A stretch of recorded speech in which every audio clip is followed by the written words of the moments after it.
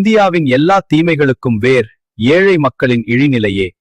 அவர்கள் இழந்த தனித்தன்மையை மீண்டும் வளர்ப்பதே நாம் செய்ய வேண்டிய முக்கிய சேவையாகும். இப்போதே எழுந்து கடுமையாக உழைப்போம். உறங்குவதற்கு இது நேரமில்லை. எதிர்கால இந்தியாவின் பெருமை நமது உழைப்பில்தான் அடங்கியிருக்கிறது.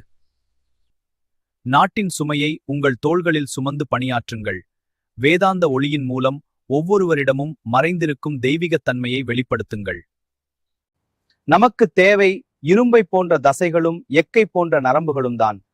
அழுதது போதும், சுய வலிமை கொண்ட மனிதர்களாக எழுந்து நில்லுங்கள். ஒவ்வொரு உயிரும் அந்த பரமாத்மாவின் அம்சம் என்பதை உணருங்கள். ஒருவருக்கு வேண்டிய அனைத்தையும் நீங்கள் செய்ய முடியும் என்று எண்ணுவது தவறு. தாய்நாட்டிற்காக தியாகம் செய்யக்கூடிய ஒரு சில இளைஞர்களே இப்போது தேவை.